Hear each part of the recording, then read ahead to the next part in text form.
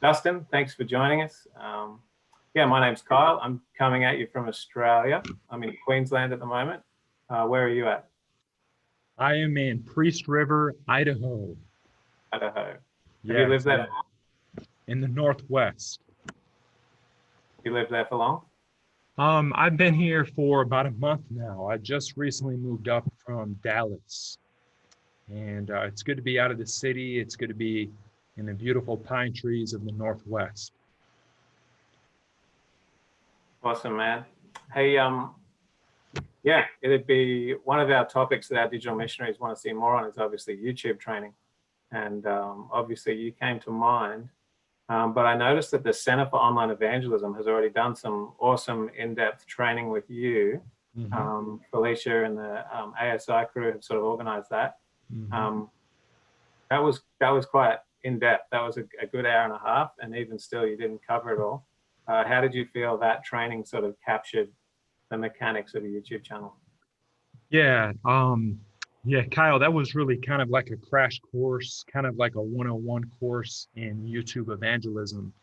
And of course, we weren't able to cover everything in that session, but it was really kind of the nuts and bolts of what someone would need to get started with YouTube evangelism. But there's a lot more to the picture.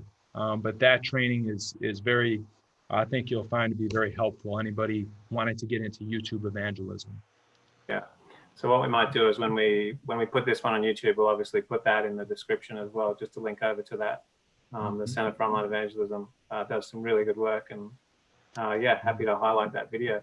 I thought there would be room, but to just chat about some other topics, just a few questions that I had written down there, and of course, the people that are tuning in live might have some questions as well. So we've got that question and answer box down the bottom, and I'll try and get to that throughout. But yeah, obviously we want to encourage as many people as possible to be involved in digital evangelism. That's the point of all of this. Yes. And so it's obviously great to see people who are actually doing it and sort of pick their brains and try and figure out,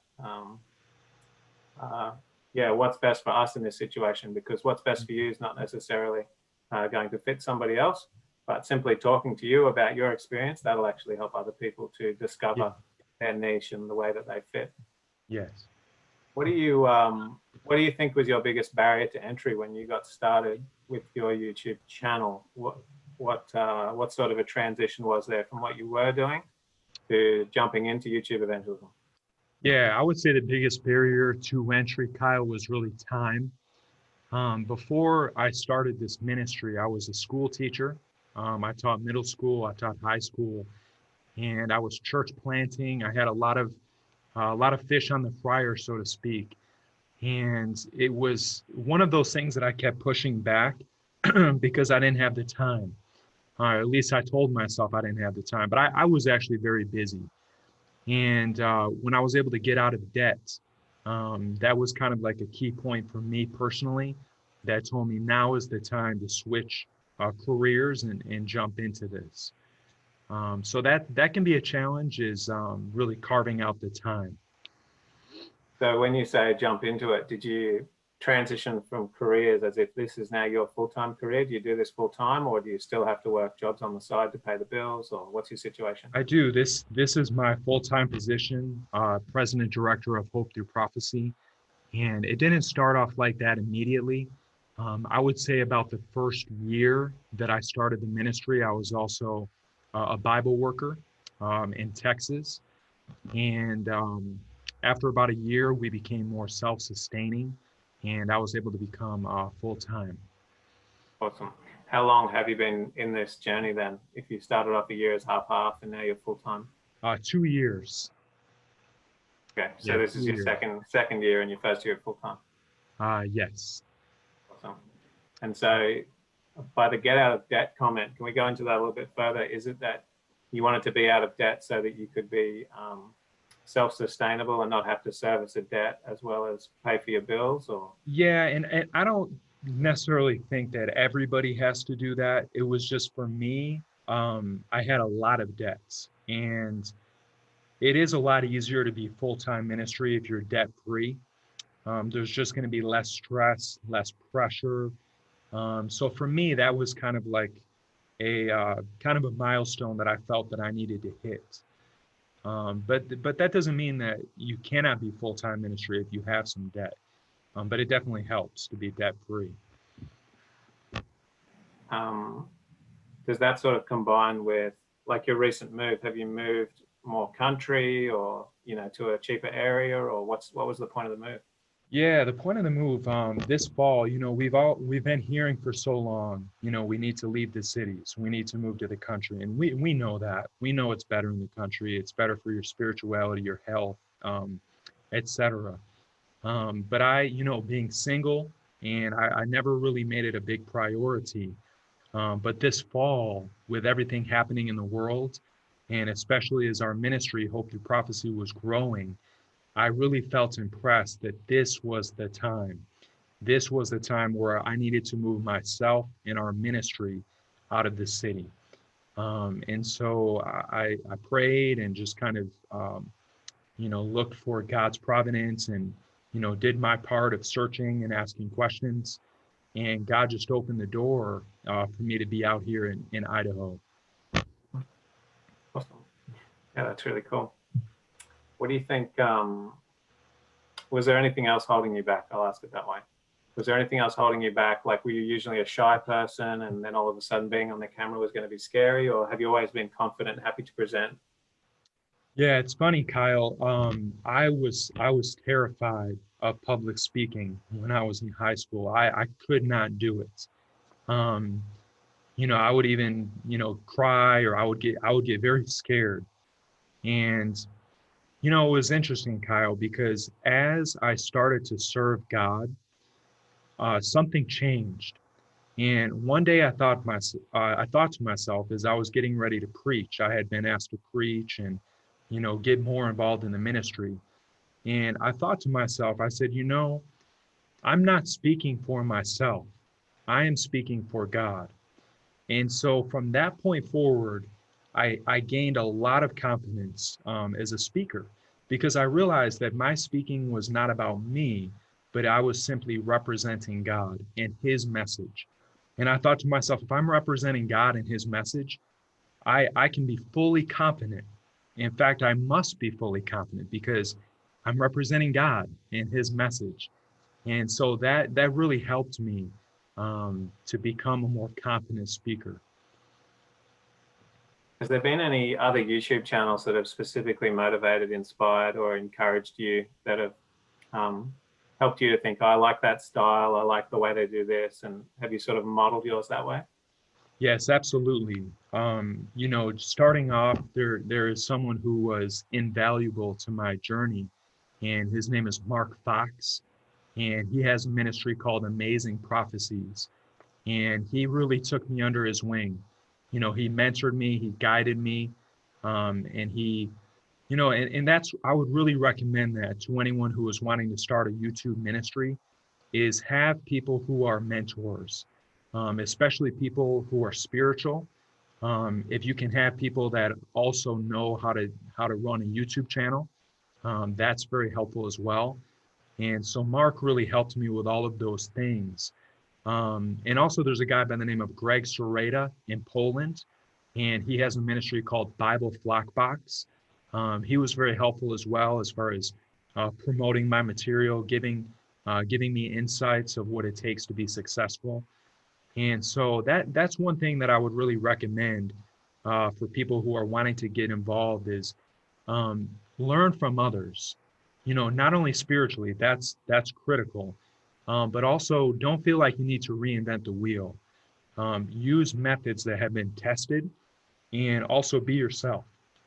And so it's really a combination of that. Now, I've noticed yours is more of a polished channel. It's not necessarily Casey Neistat filming on his phone on a skateboard on the street. Yeah. What sort of setup costs did you incur when you were, getting your equipment to get started? Yeah, and that's a good observation, Kyle. And I want to speak on that very briefly before I talk about equipment. I've kind of shifted in my position, because when I first started training people, and just, I say training, we're all learning together. But when I first started helping people, with their YouTube channels, I would say it doesn't matter what kind of production value you have. I say just it's about your personality, and it's about connecting with the audience, and that's what YouTube is about. And that's partially true. Building a relationship with the viewer and connecting with the audience, having an engaging personality. But I will say that in our genre, which is spiritual, guiding people spiritually, I do believe that production value matters.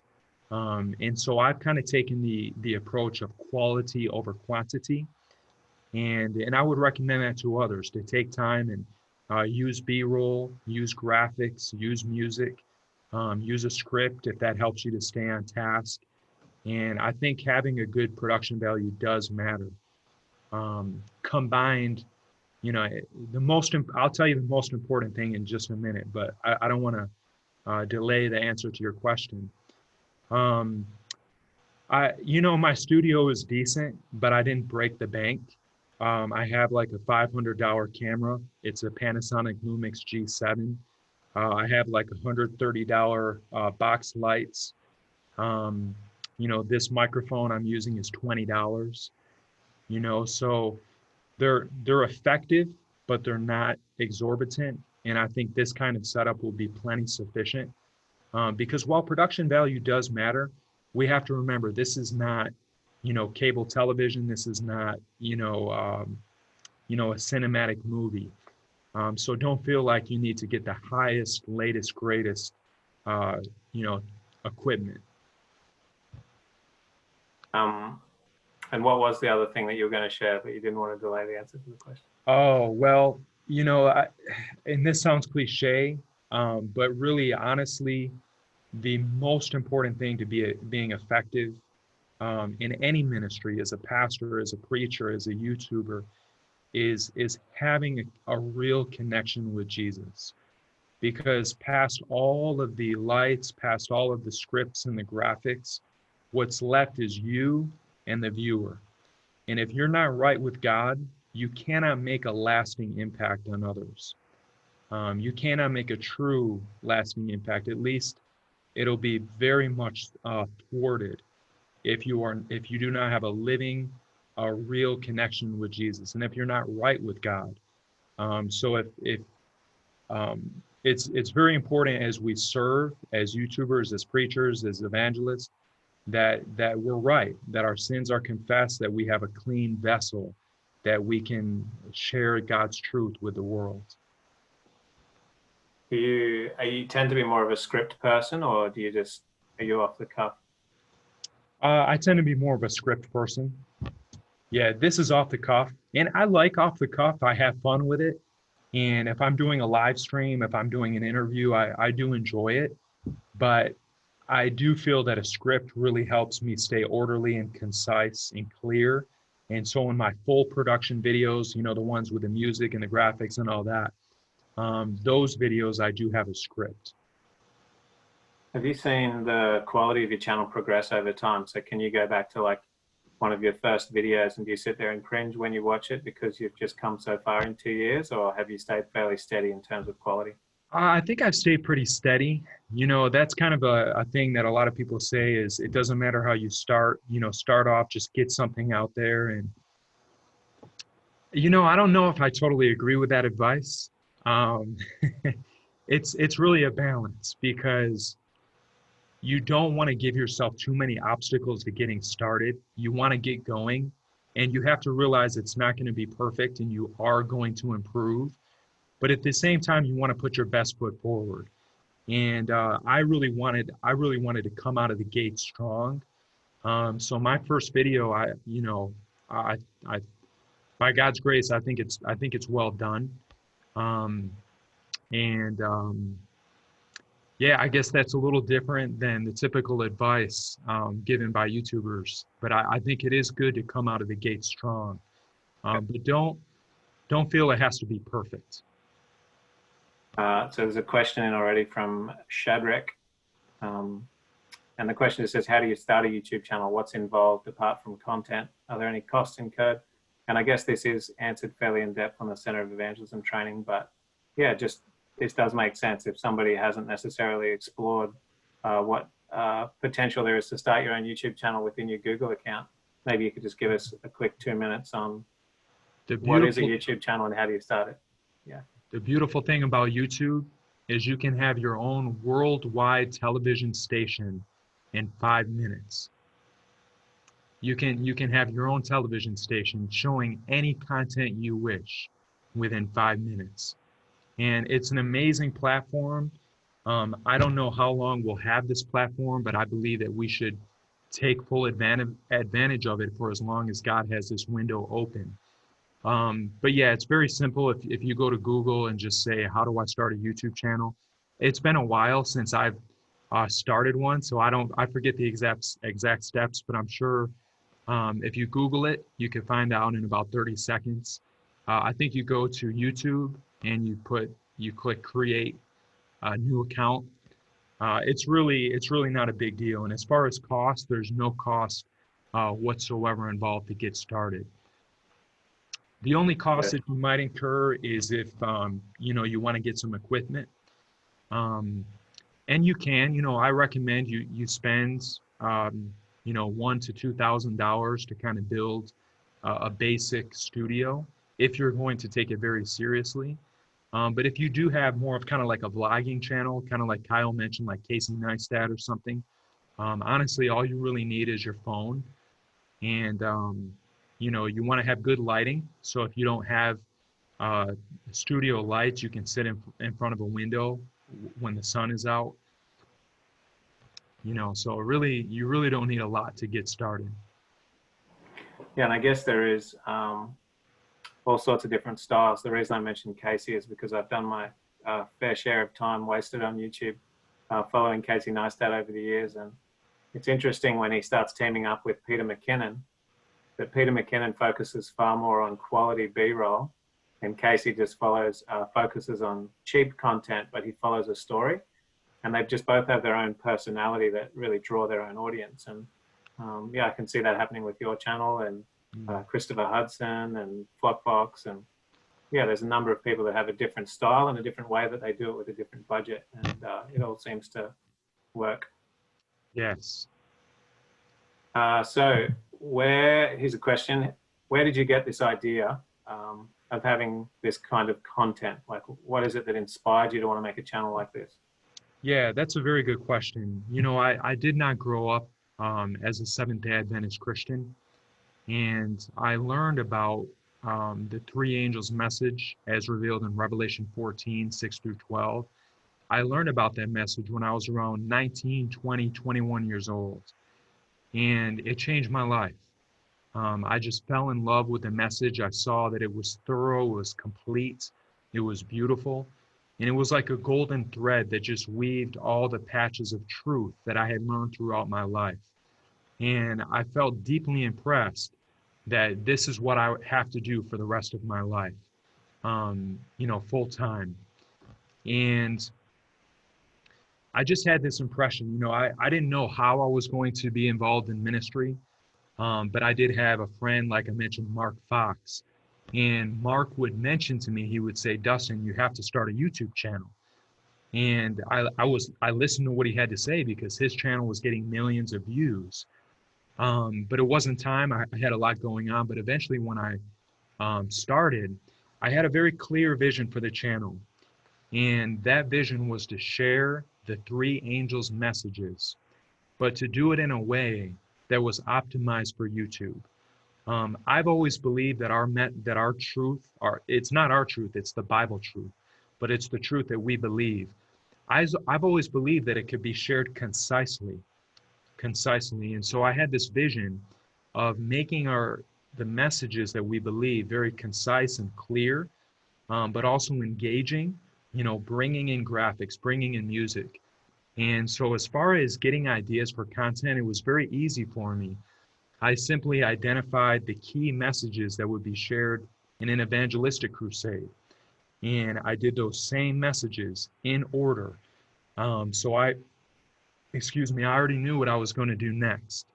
And it was very clear. And we have so many resources as a church, amazing facts and all these great resources. that I had no shortage of content to pull from. Which sort of leads to my next question, in that Yeah. at some point you have to decide who your target audience is going to be, who you're trying to appeal to. And with that being, could you say that you're actually trying to appeal to the 18-year-old version of you? I never thought about that. That's a good question. I think so. And interestingly, Kyle, that's a very decent size of my audience when I look at my analytics, is young men. So I think, from what I've noticed is that the journey that we have gone through as Christians, God will often use us to reach out to people who are going through the same journey. And so I think there's some truth to what you said. I would honestly say my target audience, and by the way, everybody is welcome. I try to make my videos good for everybody, young and old, regardless of any characteristic. But I think that my videos tend to target people that are churched, that go to church, but are being called out of Babylon, that are being called out of a system of confusion. These are sincere people. These are people that love Jesus, that believe in the Bible, but they have been deceived into many false teachings. And they have many things that are true. They hold on to many doctrines that are solid and true, but there's a few key teachings that they've been deceived on, and God is wanting to enlighten them to take them to the next step and to call them out of Babylon. So that tends to be kind of my typical audience, but really it's everyone. How do you know when you're actually hitting that audience? How do you measure your KPIs, your key performance indicators, or what metrics do you have in place to know whether or not your content is landing? Yeah, that's a good question. And I'm going to answer that. But first, I want to say the good thing about sharing Christian content, as I am and a lot of us are, is it does have a very broad audience. If we pick something very specific, it's not as broad. So that's the good news about what we do. It appeals to many people. And so it has the potential to really go viral. As far as your question about how do I know if the content is kind of hitting its target, honestly, it's pretty clear when you release a video and it goes viral. And that's not the only metric. Even if a video does not go viral, it can still hit its target. And so you shouldn't get discouraged if any of you are creating content and it only gets 50 views or 100 views.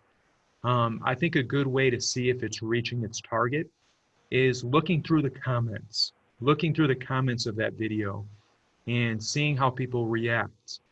Following up with people, because it's amazing, Kyle, as you read these comments, you can see people whose lives are being changed. I mean, they are not making these things up, the way that their hearts are being transformed. And so that's really a metric. And then of course the success of the video itself. Yeah, those are some things that are helpful. There's another thing as well, and I know you have another question coming up, and I want you to don't forget your question. Is YouTube gives us a lot of analytics, and so the analytics are a very clear, objective way to see if your videos are hitting the mark. Things like click-through rates on your thumbnail. If no one's clicking your thumbnail, that tells you either your thumbnail is not good or your topic is not interesting. So that's one metric, is click-through rate. Also, the audience retention. Audience retention is a very important metric because it tells you how long people are actually watching your video, and it tells when they leave your video. If you do something in the video that they don't like, you can actually see where they drop off. So those are all things that can help to know if you're hitting your mark. Yep. Awesome. Has there been anything that you've had to stop doing and anything that you've had to start doing in order to better pivot for your audience? Yeah, that's a good question. I I think a lot of it, Kyle, has been just observing what kind of topics do well. I haven't really altered my upload schedule because of that yet, because I really wanted to go, like I said, through that full, like kind of like an evangelistic crusade of messages. But now that I look back, I can clearly see that there's certain topics that are more viral, more interesting than others. And so that is really something to pay attention to, is what type of videos do well. We have to have a balance, because there's a lot of people who give advice about YouTube, and they say, just give the audience what they want. If they're watching this kind of video, just make videos on that. And I think as Christians, we have to be careful, because in a sense, we're kind of like preachers or pastors. And you're not a very good pastor if you just give the people what they want, right? Sometimes you have to give the people what they need. And so we have, I do believe it's a balance. We pay attention to videos that are really scratching an itch, and we may emphasize that a little bit more, but there's certain things that we're just called to share, whether they are popular or not. And so it's good to really kind of have a good balance with that. Yep. So you've chosen Bible prophecy, hope through prophecy, that being the name of the channel. Has there ever been any other tangents or themes that you think you could have taken or might like to take on an alternate channel? Or maybe there's some people watching who aren't necessarily super skilled in the prophecy area, but they feel like they could add value elsewhere. What other topics do you think might be spaces where Adventists could create channels within YouTube? Yeah, that's a good question. And the reason I chose Hope Through Prophecy is, again, the passion that I had to share Bible prophecy, but I wanted to share it in a way that was hopeful, not doom or gloom, in a very positive light, in an inviting way, and in a positive light. As to your question, once again, I'm probably giving you some answers that you didn't expect, that are different from the norm. But I have to be honest, and I'll be honest. I'll share with you where I'm at, and I'll also tell you that I'm still thinking this through. I've heard a lot of Christian YouTubers that they want to be very niched with what they do. They want to be, a skateboard channel. They want to be a natural tea channel. Or something like that. I've seen that. It's really been something coming up lately. And I have mixed feelings about that. I'm just being honest with you. Maybe I shouldn't say this live in front of the world, but I'm saying, but it's me being real, and it's voicing a legitimate concern that I had. I'm not ready to say that it's wrong to have channels like that, but I will say this. If you're going to have a channel like that, you must be very deliberate about making a spiritual connection. Because what you don't want to do is you don't want to go 10 years or 1 year of spending all this focus on natural tea or skateboarding, and you've really done nothing for the gospel. And people will say, well, you build relationships so they can trust you. Okay, well, now what? What are you going to do with that? Are you going to use that bridge and actually lead them to the truth? Because I think it can be very easy to think that we're doing a good thing for God, but we're really not doing what is needed. With that being said, again, don't take this the wrong way. I'm not saying that you cannot use some of those things as a ministry. All I'm saying is you have to be very deliberate. But I want to say something else, if I may. I was listening to it was actually a pastor's training, I think it was a couple of months ago, a month or two. And there was a pastor who said something in this training, and it kind of sat in my heart. And because I was listening to the training, and the person said, are you saying we're just going to share our old messages, just the old messages we've been sharing for over 100 years?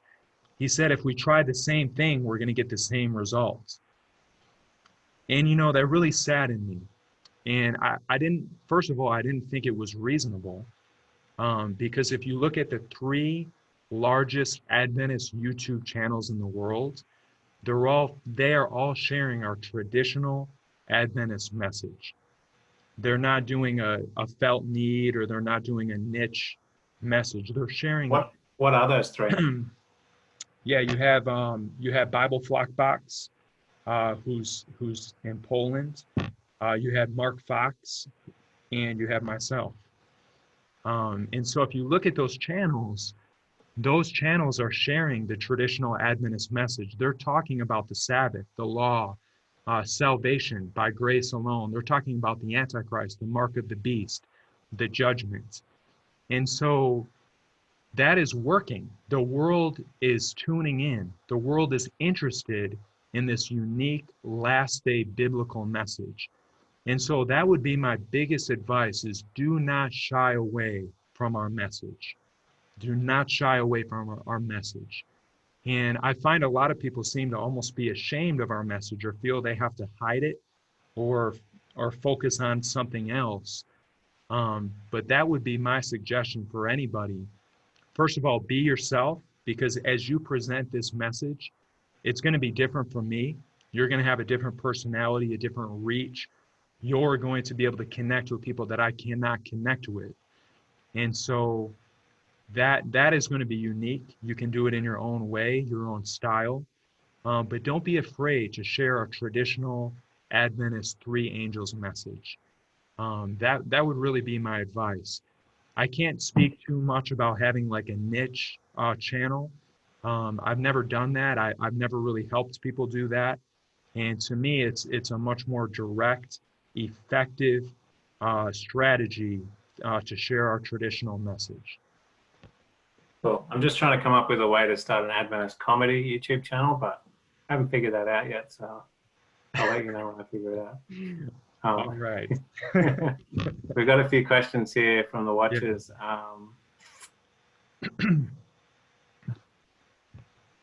Let's see.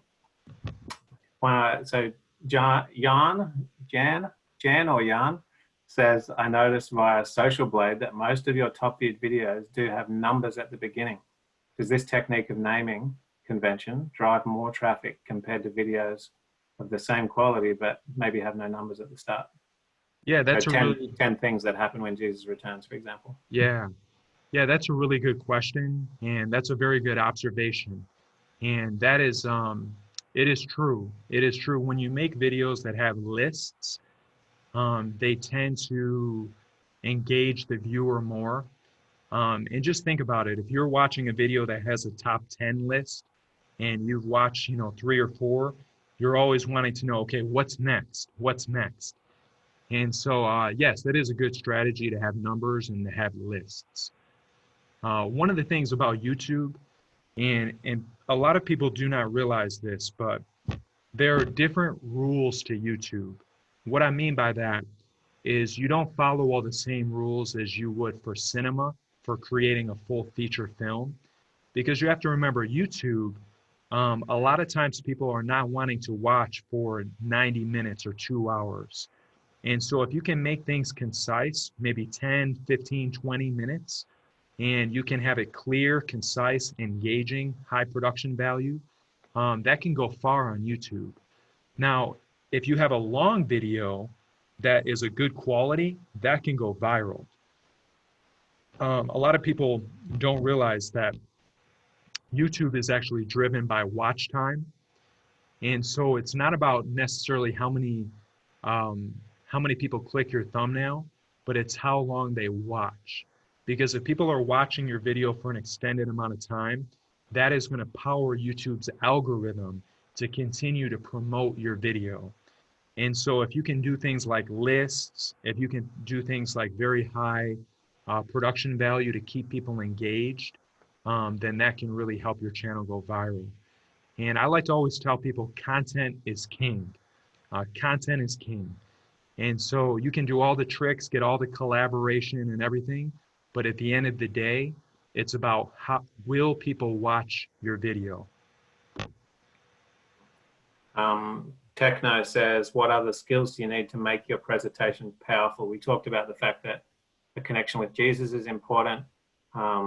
You appreciate quality over quantity. What other skills do you think are needed to make a good presentation?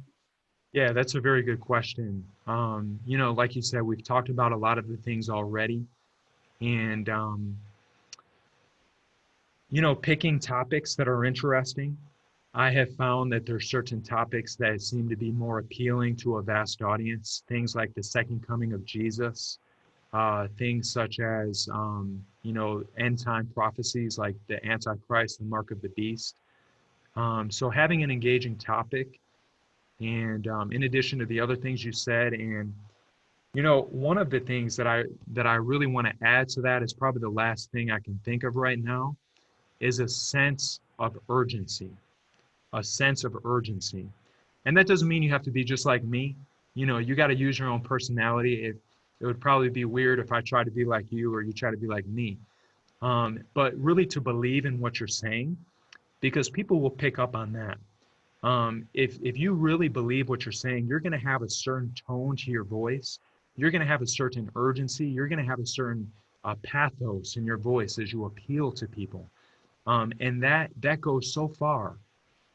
So really, and that really goes back, Kyle, to what we talked about earlier, is having that connection with Jesus. Because if you have that connection, that's kind of like being connected to the power source. And man, if you're connected, that power can just flow right through. So that's really what I would say to make quality videos. So YouTube's well known for being able to monetize your channel, right? Create ad revenue from ads that are placed on your channel. What decisions have you made as it relates to ads? Because sometimes the ads that they play on your channel might not be in line with your spiritual beliefs or the message that you're actually preaching at the time. So yeah, what have you done in the monetization space? And have you tried to generate a revenue from your views? Yeah, those are excellent questions. Good questions. Yeah, you don't want to be doing a topic on the health message and then an advertisement for beer comes up, right? That's kind of a little bit counterproductive. And so it's a very good point that you make. And, I have chosen to monetize my videos and I feel good about that decision. And here's a couple positives about monetization. Number one, you can control what type of ads are shown. And so the first thing I did basically when I got monetized is I went into my Google AdSense account and I disabled things like fitness, clothing, bathing suits, movies, alcohol, smoking. I disabled anything that I thought would be counterproductive. And I disabled something else that I think might surprise some people. I disabled all religious ads.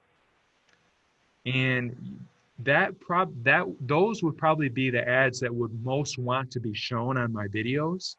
And so that may have cost me some money, I don't know. But here's my thinking.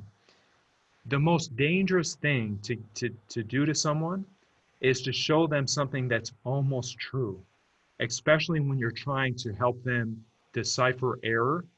And if you show them that same error and then you preach the opposite, that can be one of the most dangerous ads. And so I didn't want to be teaching people about, for example, the second coming of Jesus, and then an ad comes up promoting a book about the rapture. That's can be completely counterproductive to what I'm trying to do. So yeah, that's point number one, is you can control the type of ads on your videos.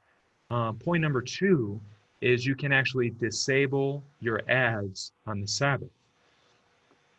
And so that was very important to me, that I could actually turn the ads off on the Sabbath. And not everyone has that conviction. To me, it's kind of black and white. It's kind of very clear, because if we close a physical store on the Sabbath that is selling secular items, why would we leave a digital store open on the Sabbath that is selling secular items? And so to me, that was kind of a clear decision. And so those are some good things about ad revenue. The other thing is that I don't have any problem with having ads on the video, because it does earn you money. and it helps you to continue your ministry. It helps fund future missionary efforts. And it's also kind of part of the YouTube experience. Viewers are used to it. And so I don't really think it's a major concern as far as turning viewers off, because they see it on all the other videos. And so it's really kind of a built-in part of YouTube that people expect. And again, it's a way to make money for yourself or your ministry. That's awesome.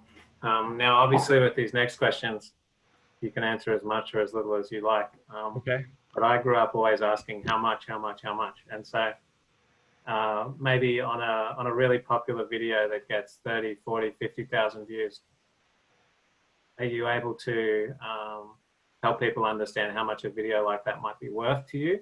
Or do you simply just get like a weekly amount and you see that trend up over time? Or is there any figures that you can get us so that we can better understand what sort of income is available from a high quality channel like yours? I'm not going to tell you anything. No, I'm just kidding. No, I'll share. I don't mind sharing at all. You know, I'm not sure about a 30 to 50,000. To be quite honest with you, a 30 to 50,000 view video is not going to make a whole lot of money. By God's grace, I have a couple of videos that are right at about 1 million views. Those videos have made close to $3,000, a little over $3,000. So on a monthly basis, you know, a channel like mine right now is getting around between probably $1,700 and $2,000. And so you can see that might be a lot less than some of you would have expected. And the way I look at it is it's a stream of revenue. And if you're doing this full time as a ministry, you really need to have multiple streams of revenue.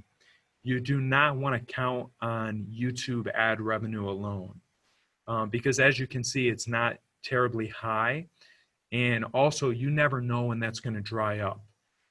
We have to be cautious and realize that we never know when the powers that be will clamp down on the content that we're showing. Even though even though it promotes peace, it's biblical, it's positive, it's not inflammatory, it's good. You know the kind of world we're living in, and so we don't want to be relying on that YouTube ad revenue as our total income. It's simply one of the streams of revenue. So what other revenues do you have? Yeah, no, that's a good question. Our organization is a 501c3, which means that we're able to receive donations and people can get a tax write-off on those donations. And so that's really our largest stream of revenue is donations. Just people getting excited about how God is using the ministry and wanting to support us so that we can continue doing what we're doing, making videos. That's really the largest stream. Do you do that through Patreon, or you have a website where that happens? Well, Patreon I look at as something different. Okay. Patreon is more people get something in exchange, and it's kind of a donation. But I'm talking strictly of like fundraising. So that would kind of be the largest stream. And I do that mainly. We have a website. You know, people can write a check. You know, people can give on PayPal. And the second largest stream would be the YouTube ad revenue. And after that would probably be Patreon. And excuse me, you mentioned Patreon. And Patreon is essentially kind of like a monthly subscription website where people give you a monthly amount. It can be $3 or up to $100 or more. And what they're doing is they're supporting what you're doing. They're supporting you, but they're also getting something in exchange. And basically what I give people in exchange is behind the scenes footage. If I'm vlogging or hiking in the mountains, a lot of times I'll share vlogs or I'll share spiritual thoughts. I'll share sermons that I do on Sabbath. Those are all things that, you know, that you can share on Patreon. Early previews of your upcoming video. So Patreon is a really neat platform to really add another revenue stream. And other than that, as far as other revenue streams, we have an online bookstore. And I sell, books like The Great Controversy and Steps to Christ and things like that. And I can use my social media to promote that bookstore. I travel as a speaker. That can be another revenue stream is doing, I like to do weekend speaking for the most part, because I do want to keep focusing on the YouTube channel. And if I do a month-long series, that can kind of pull me away from the YouTube channel. And those are the main ones. I do consulting, but a lot of times I end up consulting for free. And so that doesn't tend to be a very big revenue stream. Just because I do like to help people, and that's really a big part of our mission at Hope Through Prophecy, is to multiply ourselves and help other people do what we're doing. Yeah. So yeah, those are some right there. And have you opened a merch store yet? No, that can be effective. I think I have like a Teespring store where I have hoodies. I call them Hope hoodies, and they have our logo on them, the same logo that you see here. I haven't really emphasized that. I may do more of that. I don't know. I don't have as big of a passion for merch as some of the other things that we're doing. But that can definitely be another supplement. Just thought I'd check, Yeah. Okay, so you really, going on that note though, Kyle, I'm glad you asked that question, because it helps to be creative. You essentially are creating your own business. You're creating, whatever you can think of and pursue, that could be a revenue stream. So there's people out there that can probably think of a lot more things than I just mentioned. We're going to, we got 9 questions open, so we'll roll through them quickly, and okay, we'll just go for really short answers where possible, and long answers if we need to get technical for a specific reason. Is it advisable to add cards where drop-offs in views are happening? Is it advisable to add cards where okay, this sounds like a YouTuber right here. This sounds like someone who's making videos to ask that kind of a question. I would think the opposite. I would think that if you have a drop-off in views, I think he or she is talking about a video they've already posted, and they're just trying to save it and to make it be more effective. The thing about cards are good. For those of you who don't know what a card is, in your YouTube video, you can put little mini links at the top of the screen, kind of like where my hand is right now. And you can link to another video. And when you do a card, it's good to talk about it. Say, hey, watch this video about heaven or whatever. Cards are good. I use them. A potential drawback of cards is it could make people leave your video. And you don't really want people to leave your video, even though they're going to watch another video. You kind of want them to keep watching that video. I don't really know. I don't think it'll make a big difference if you put cards where people are tending to leave. That's a very, very kind of a detailed question, and I can't see it making a very significant difference. Cool. Question from Ed. Do you have metrics showing who you are reaching? Absolutely. Yeah. The YouTube, it's called YouTube Studio. Yeah. You can go in there. You can see how many women, men, ages, countries. So I can tell you all the countries that are watching and how many people, how long each country is watching. If you like data, you'll really like the YouTube Creator Studio. Awesome. What have you found is the best style of thumbnail to use? Oh, these are good questions. You have some good thinking viewers here, Kyle. You guys are getting some really behind the scenes insights here. You're getting things that are different than you often hear, but they work. Okay. So by God's grace, not because of me, glory be to God. But I like the questions, and I like that I'm able to share these things with you. Okay. So a generally accepted common practice when it comes to thumbnails is to have some sort of a connection with your thumbnails, some sort of consistency. And the idea behind that is if someone is watching your video, they can quickly look in the suggested videos and say, oh, that's another one with a pink stripe on it. or that's another one with Kyle's face on it, or that's another one with Dustin's face on it. So if you have consistency, the idea is that people will continue to watch your videos. And that's really what powers YouTube's algorithm, again, is watch time. And I'm not saying to throw that out. There's something to be said for consistency. And I'll give you a couple more details after I make this point about how to make effective thumbnails.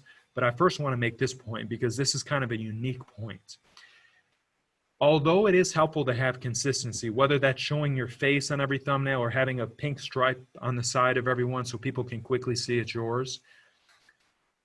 If you go to my channel, the Hope Through Prophecy YouTube channel, and you go to videos, and you go, let's do it, man. Let's do it while you're going. Yeah. Yes, And if you go to videos, and then if you go to sort by popularity, yeah, well, that's a good idea, Kyle. They can get an idea of a lot of the thumbnails. But here's a good strategy. If you ever see a YouTube channel, and don't miss this, friends, this is a good one. If you ever see a YouTube channel that is successful or that you want to kind of copy in a sense, or you want to follow their lead, do this strategy. Go to videos and click on sort by popularity, because that will show you a lot of times it's just a handful of videos that cause that channel to grow. And by God's grace, I've had a lot of videos that have done well. But the point that I wanted to make, notice something about my top 4 videos. They don't have my face in it, and they don't have anything that clearly links them. They don't have anything about, I mean, they're a little bit similar, but it would be very hard for someone just looking at the thumbnail to tell that that's my video. And somebody could suggest that there's a direct correlation between your face and low viewers. There could be. Well, I wouldn't say that, because I have some that I know you're joking with that, but I am. In a sense, it's partially true, possibly. This was my mindset with those top 4 videos, and just kind of getting inside of how I'm thinking might kind of help spark some thinking with some of the viewers here that are watching. My thinking was, I'm gonna abandon the commonly taught practice of having my face on all the thumbnails, because this is how I was thinking. This topic is such an epic, cinematic, powerful topic. I don't want myself to get in the way. I want people to see this thumbnail and say, I have to watch this video. This is big time. And because in my mind, if I was sitting there on, smiling and saying, hey, this is the Antichrist, I don't know if that would be as exciting as the Antichrist. I guess for those ones, I was shooting for something more cinematic. And it was a little bit of a risk. It wasn't that much of a risk because I had already done the Fall of Lucifer without a picture of me, and it had done very well. And so I had already seen that can be effective without my picture. But I guess my advice would be this: don't be afraid to experiment. Yes, follow the common practices, but if you get an impression to try something different, that's one of the beautiful things about YouTube. Have fun, try different things, see what works. And so trying that strategy of not having my face for those really big, grand topics paid off well. And so, yeah, that's just a little insight that you may not hear on a lot of the YouTube tutorials. But as far as best practices for YouTube, you want to have bright colors, and you want it to grab the attention of the viewers. If you're going to have your face on it, you want to be zoomed in, kind of like Kyle is zoomed in now. You want to be able to see the whites of your eyes. And you have to remember something. Most people watch YouTube on their cell phone.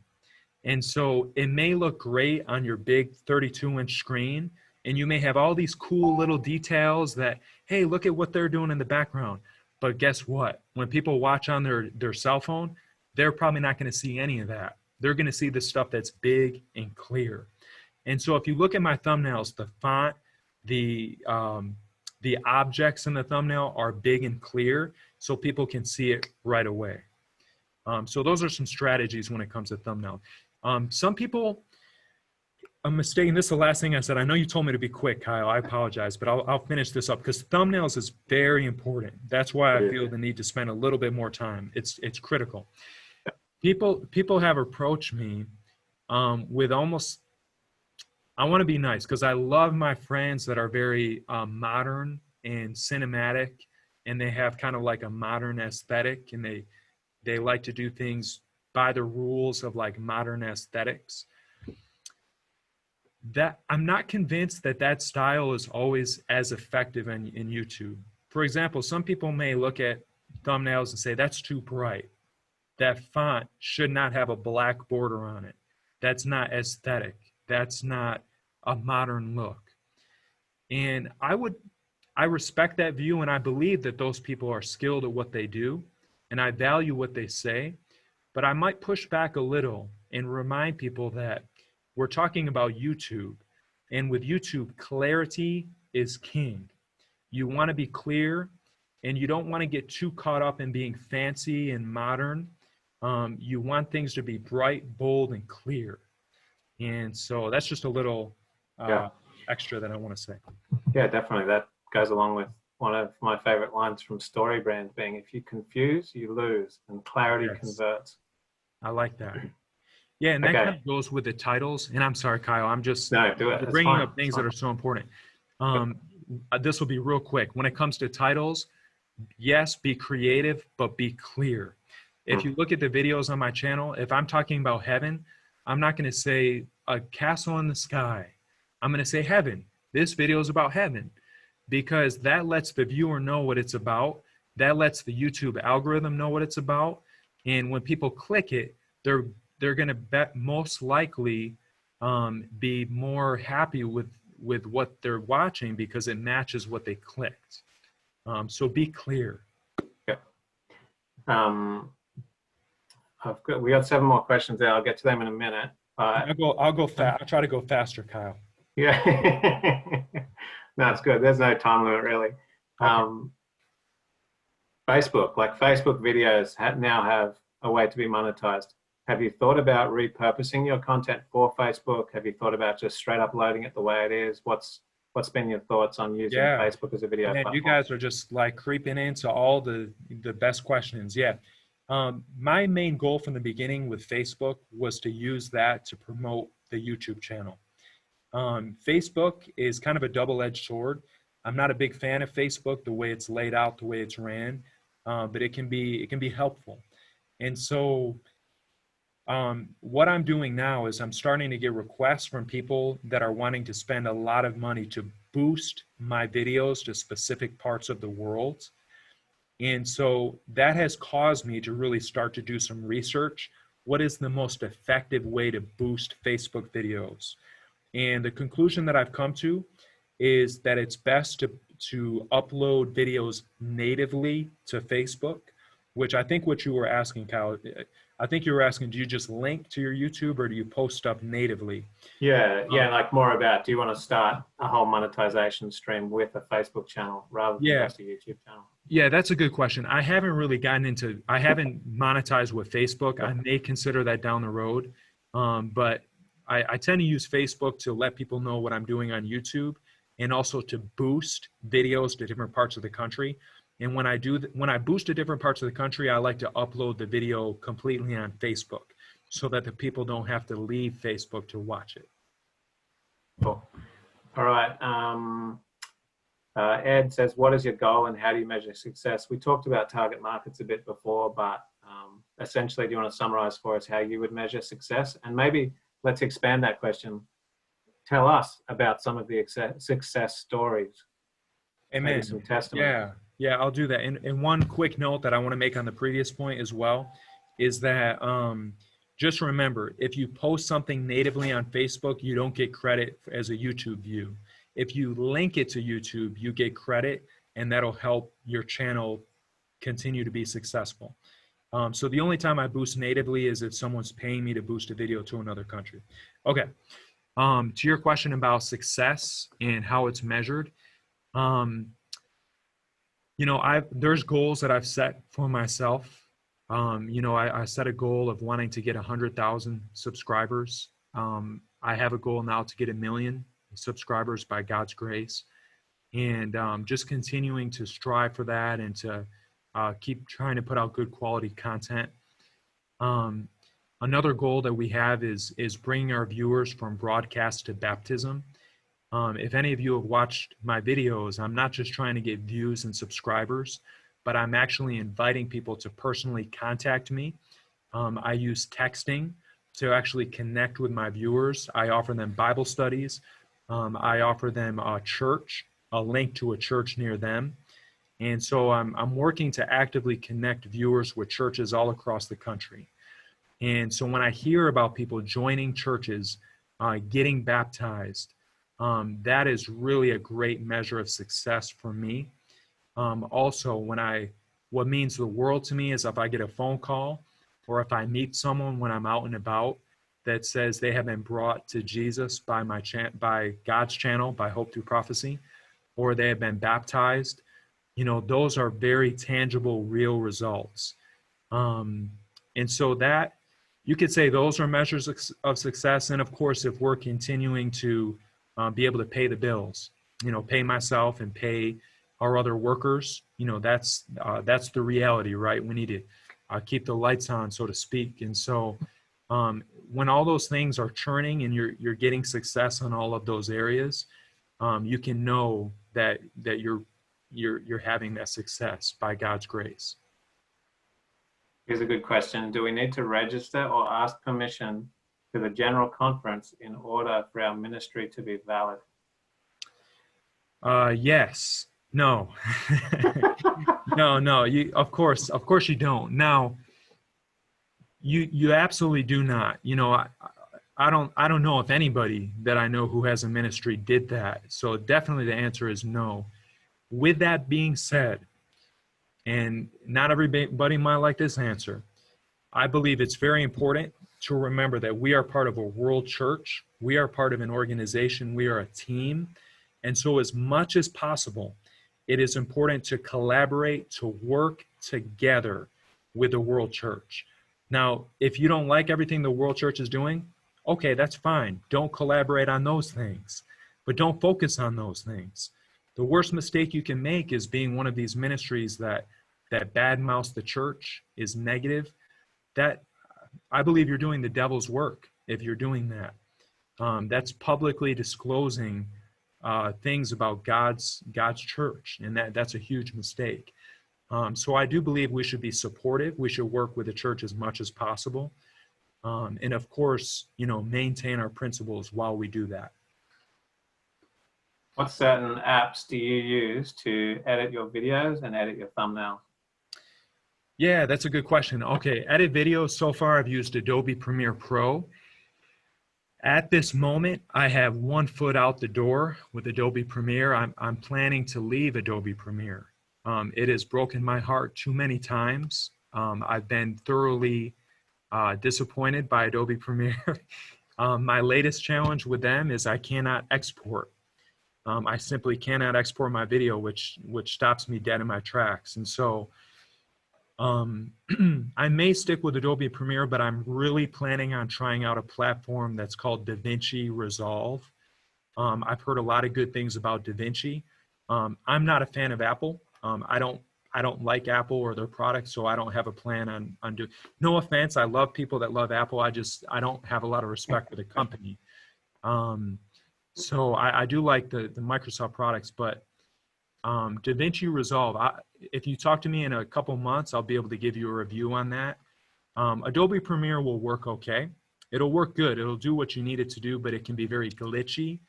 It can give you some problems. Thumbnails, you guys are not going to believe me. I think everybody is going to log off as soon as I tell them what I use for thumbnails, Kyle.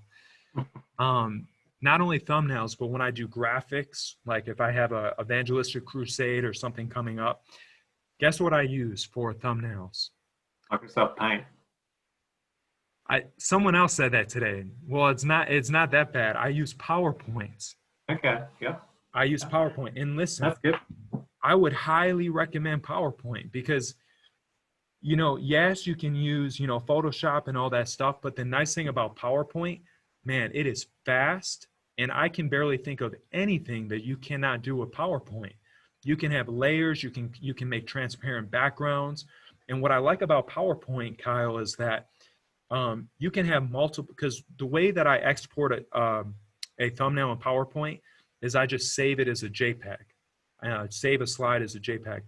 And you have to tinker with the settings to make sure it saves in a very high quality, but they look good. They're very high resolution.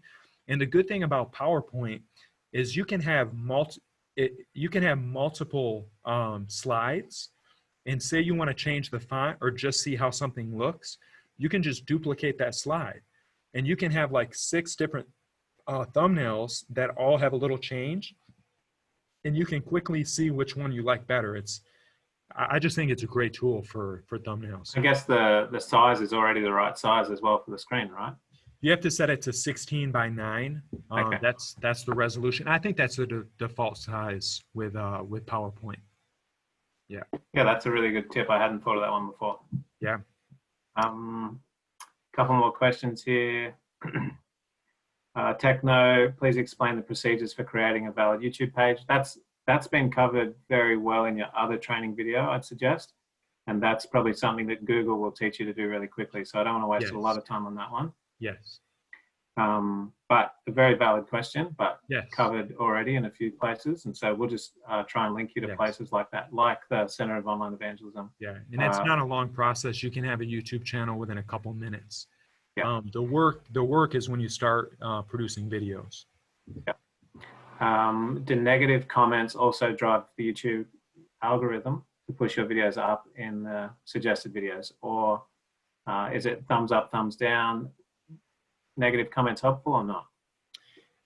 That's a good question. I think comments in general are helpful. I'm not sure that YouTube delineates between a positive and a negative comment. I just think that they track engagement, and comments are a measure of engagement in addition to thumbs up. Does a thumbs down help? I don't know, to be honest. I'm not sure. And here's the thing. Those things make a difference, but they're negligible. They may be more than negligible. They don't make as big a difference though as watch time. Watch time is really what drives the YouTube algorithm. So getting your content as high quality as possible and making your thumbnails, your titles, and your topics good, those are the best things you can do to really drive YouTube's algorithm. How do you handle criticism, Dustin? Has there been any attacks launched on you in the comments section, or from certain Adventist members who don't like your content, and how have you handled that? Not so much Adventist member. I think generally Adventists support what I'm doing. They really are excited about it. There was one person when I was wanting to start that said, you shouldn't do that. There's other people that are already doing that. And don't take that advice, friends. The 3 angels message needs to go to the world. It needs to be spoken with a loud voice. And I love the guy who said it. I'm not attacking him. Good guy as far as I know. It's just not the right mindset. Most of the criticism has really been probably in the comments section of people disagreeing with what I'm sharing. And I don't have a problem with people disagreeing, but when people get aggressive and they get disrespectful, it bothers me more when they're aggressive and disrespectful to other viewers, because I'm used to it. I can take, some bad words or whatever, but I don't want my viewers to have to see, to be attacked. And so I will block someone. I haven't blocked a whole lot of people. I don't block people for disagreeing. I block people for being disrespectful. So, you're going to get a lot of that. I don't know if I should admit this, but I have, I've been exposed.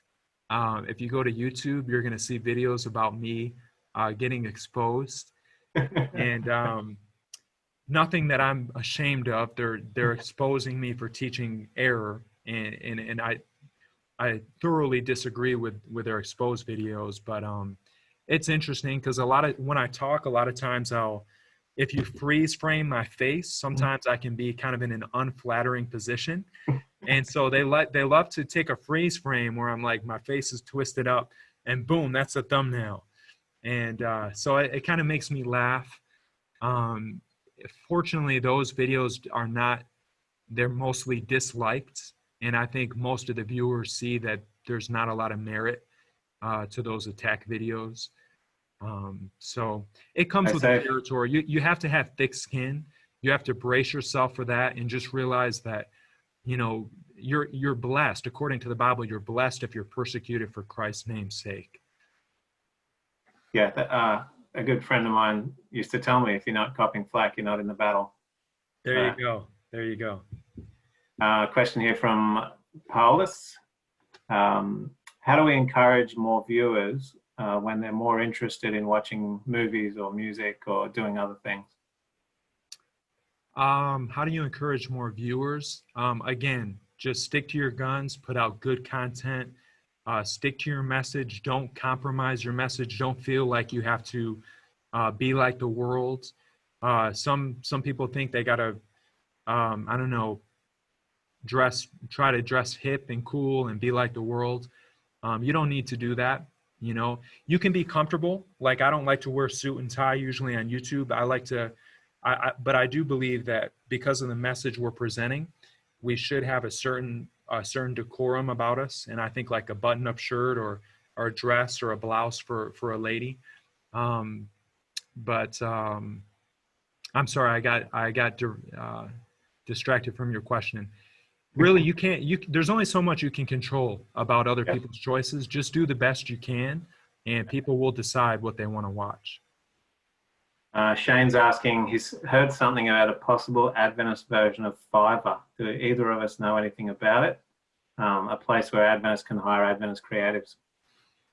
I love the idea. I have never thought of that idea until that question by Shane. I love it. You know, I just used a guy from Fiverr and I wasn't real happy and I paid a lot of money, and I would much rather give that money to an Adventist. I think it's a good idea, and I think there's a lot of very creative Adventists that would benefit from that. Yeah, Shane, I haven't heard of that tool specifically, but I've certainly thought about that concept and explored white labeling different websites in order to achieve that end. Haven't come up with a solution that I've invested in yet, but I think the Holy Spirit is calling you to do exactly that. So let us know when you launch that, and we'll use it for sure. Amen. Are we going to post a recording of this meeting? Yes. Everything that Digital Missionaries does will be posted to the GAIN YouTube channel. So type in Adventist Church GAIN, G-A-I-N, which stands for the Global Adventist Internet Network. That's where all of this stuff goes. So you can find it there. I'm working on the process. It takes a couple of days to get it happening, but it'll happen and it'll get more regular in time. Somebody said, do you have a channel, Pastor Kyle? I'll subscribe to you too. Well, thank you. That's very kind. I do have a channel, but it's certainly not a real channel. It's just me uploading random things over time. So yes, if you spend enough time in the YouTube search engine, you can find me too. How long should a video be in order for it to be efficient? Yeah, it's a really good question. In the past, YouTube's algorithm was really driven by short videos. You probably remember about 10 years ago, there'd be a lot of videos of, like, you know, a cat chasing its tail, or, you know, a dog jumping on somebody's head, you know, just those silly short videos. Yeah, they were my favorite. Yeah, those were Kyle's favorite. And so, you know, and I get it, because the YouTube's algorithm used to be driven by views, and it's more likely that people are going to watch a 30-second video than a 30-minute video, if they're shown, if that's available to them. But over time, YouTube's algorithm has become more sophisticated, and now it's not driven by views, it's driven by watch time. And so a 30-second video, it's going to be very, very hard for that to go viral, because it's going to be hard for that video to pick up watch time. Let me give you an example. I'm going to answer the question directly, but sometimes I have to give a little background. The most viewed video in Adventist history, okay? Do I have your attention? It's not mine. So it's a video by a guy named Attila, and he has a channel called School of the Prophets. Okay. Now that video, it's called Babylon to America. Okay. And it has over 4.5 million views. And it's a 2-hour video. All right. So that video is full production. In other words, the production value is very high. And so he was able to kind of find the perfect storm of topic, thumbnail, title. That's kind of the entryway to grab people, right? Your title, topic, thumbnail, combined with probably the most important factor, and that is his content, the quality of his video. So he was he was able to kind of create that perfect storm by God's grace, and that video has 4.5 million views. Now, I'm not saying that video should be 2 hours, but what I am saying is that shorter is not always better. In fact, if I had to say what the sweet spot would be for this genre or niche that we're dealing with, like religious messages, I would probably say between 10 and 20 minutes. With that being said, it also depends on what the topic is. For example, I had a topic recently called the Mark of the Beast. Now, that video, in my mind, I could create a whole movie about it. And I essentially did. That was my biggest, most ambitious project that I've ever done.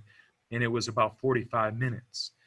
And I'm glad that I spent the time on that because it's a big topic. It's more likely that people will sit there and watch the whole thing because it's about the Mark of the Beast. Now, would that have been a good idea to do a full production 45-minute video on tithing or baptism? Probably not. Can you see the difference? So if your topic warrants a longer video, you can do that if your quality is high. But if it's something about tithing, baptism, kind of something where people just want the facts, maybe 10 to 15 minutes might be better for that. So generally 10 to 20, 25 to 45 or more if you have a big, powerful topic. And it's going to be high quality. I know some of these answers are complicated, guys. I'm sorry. You might be just looking for a quick answer, but there's more nuances to a lot of this. Yeah, I'd say one of the best things I've heard recently about chasing those algorithms would be this book here that Sam recommended to me. And it's written by an Australian, so I highly recommend that. Oversubscribed. He actually, towards the end of the book, he actually goes down and actually focuses on the YouTube algorithm, the Facebook algorithm. It exists, and why not study it to learn better how to target your content? So I like that. Thank you for that. Specifically, the one that comes to mind is Mr. Beast. The Mr. Beast channel does quite well at the algorithm. His content is roughly 12 to 14 minutes long, so it gets a long watch time, but it's not such a long video that you can't watch the whole thing. Something that's half an hour long, I might not be able to watch that, but 14 minutes is doable. So he does get quite a lot of watch time. It's usually something emotional. It's usually something that pulls the heartstrings. He's usually giving away money. Everybody would love for that to happen to them. So it's aspirational in that sense. And yeah, he does well with his cheap looking, but exciting looking thumbnails. And so that was the one that was in mind when Oversubscribed was explaining the algorithm. And so interesting. There is information out there on that. Very interesting. Yes. So we've gone well over time. Didn't want to do that. Wanted it to be short, but I'm glad that we did because I think we got some really good topics covered there, Dustin. Thank you for your time, sir. Yeah, you're very welcome. My pleasure. Thank you for having me. Got somebody mentioning Canva in the comments. That is a great tool. Have you used Canva at all, Dustin? I don't think I have used that tool. I think that's like a thumbnail creation tool, maybe. Yeah, it does everything. It's sort of like Adobe Illustrator and InDesign online. And it's you can get it free or you can pay for it. But yeah. Okay. So yeah, thanks everybody. This will be uploaded to Gain and will be there forevermore to view. Dustin, really appreciate your ministry, appreciate what you do, and really excited that we could talk to you about the nuts and bolts of that so that we could inspire others to jump in and do their own channels as well. Amen. I'm glad to be here. Thank you for having me. And we'll see you later. All right. God bless.